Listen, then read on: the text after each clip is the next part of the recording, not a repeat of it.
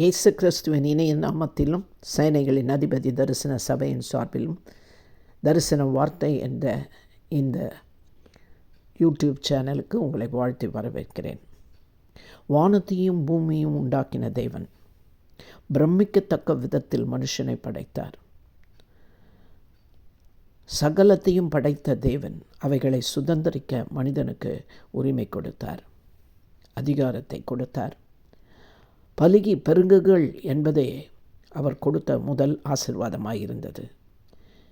நமக்கு எவ்வளோ சொத்து, சுகம், ஆஸ்தி, அந்தஸ்து, பணம், பதவி, பட்டம் எது இருந்தாலும் நம்முடைய சந்ததி ஆசீர்வதிக்கப்படவில்லை என்றால், வம்சம் செழிக்கவில்லை என்றால் எவ்வளவு வருத்தம்.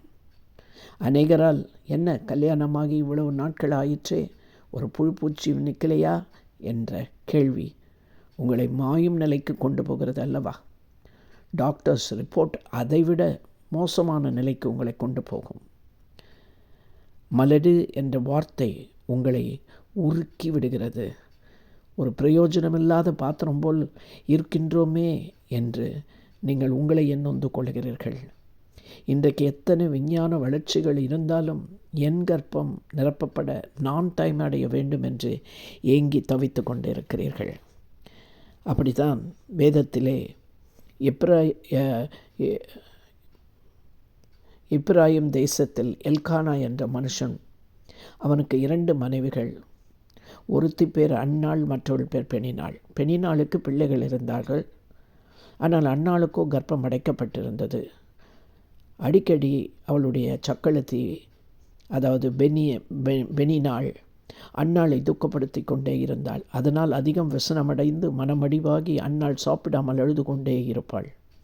இதே நிலையில் இன்றைக்கு அநேகர் உலகத்தில் இருக்கிறார்கள். மலடு என்ற வார்த்தையினாலும் பெணினாள் போன்ற ஆட்கள் காயப்படுத்துகிற வார்த்தைகளினாலும் அதிகமாக மனம் நொந்து போயிருக்கிறார்கள். ஆனால் அன்னாள் செய்த காரியம், ஆலயத்துக்கு சென்று மிகவும் அழுது மனம் கசந்து ஆண்டவரை நோக்கி, சிறுமையான என்னை நோக்கி பாரும், என்னை மறவாமல் நினைத்தருளும் என்று ஒவ்வொரு வருடமும் விழாவுக்கு ஆலயத்துக்கு போகும்போதெல்லாம் இப்படி ஜெபித்து கொண்டிருப்பாள். அப்படி ஒரு முறை ஜெபிக்கும்போது, எனக்கு ஒரு ஆண் பிள்ளையை நீர் தந்தால் உயிரோடு இருக்கும் சகல நாளும் நான் அவனை ஆண்டவருக்கே ஒப்பு கொடுத்து விடுவேன் என்று பொருத்தனை பண்ணி ஜெபித்தாள்.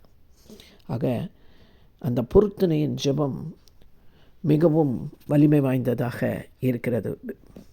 அப்படி அவர் ஜெபித்து கொண்டு இருக்கும்போது அந்த ஆசாரியன் கேட்டால், என்ன குடித்து வெறித்தவளைப் போல பிதற்றி கொண்டு இருக்கிறாய் என்று கேட்டிருக்கிறதுக்கு, இல்லை ஐயா, நான் குடிக்கவும் இல்லை, வெறிக்கவும் இல்லை.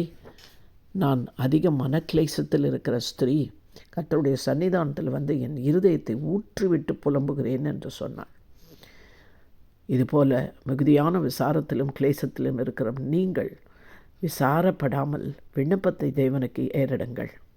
அப்பொழுது அந்த ஆசாரியன் சொன்னார், நீ சமாதானத்தோடே போ, இஸ்ரவேலின் தேவனிடத்தில் நீ கேட்ட விண்ணப்பத்திற்கு உனக்கு கட்டளை கிடைக்கும் என்று சொன்னதும் அவள் திரும்பி போனாள். அன்னாளுடைய முகத்தில் துக்கம் அதற்கு பிறகு காணப்படவில்லை என்று சொல்லியிருக்க. அவ்வளவு விசுவாசம்.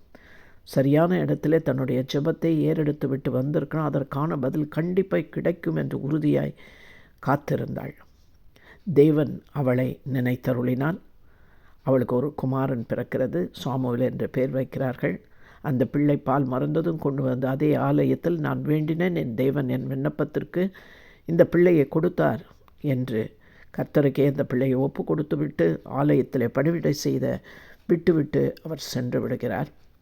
இந்த காரியத்தை தேவன் கனம் பண்ணி அவளுக்கு 3 குமாரர்களையும் 2 குமாரத்திகளையும் ஆசீர்வதிக்கிறார்.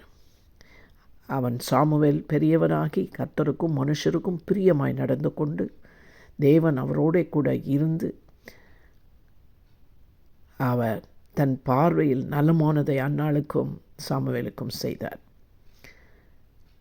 அந்த சாமுவேல் கர்த்தருடைய தீர்க்கதரிசியாய் மாறி இஸ்ரவேலின் எல்லைகள் அனைத்திலும் இஸ்ரவேல் ஜனங்கள் எல்லாருக்குமே அவன் ஒரு தீர்க்கதரிசி என்பதை விளங்கும்படி தேவன் செய்தார்.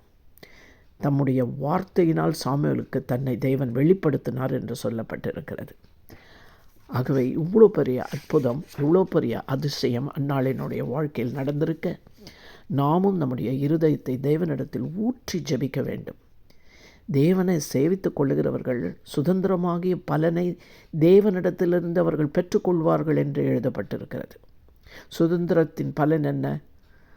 பிள்ளைகள் கர்த்தரால் வரும் சுதந்திரம், கர்ப்பத்தின் கனி அவரால் கிடைக்கும் பலன். ஆகவே பயப்படாதீர்கள், சமாதானத்தோடு போங்கள், கண்ணீரோடு ஜெபியுங்கள், பொருத்துணையோடு ஜெபியுங்கள், உங்கள் இருதயத்தை ஊற்றி ஜெபியுங்கள். கர்த்தர் உங்கள் ஜெபத்துக்கு உடனடியாக பதிலளிப்பார். ஜெபிப்போமா? என்னோடு கூட இணைந்து ஜெபியுங்கள். அன்பு மிரக்கமுள்ள எங்கள் நல்ல தகப்பனே, இந்த அருமையான வேலைக்காக நாங்கள் உமக்கு நன்றி சொல்லுகிறோம்.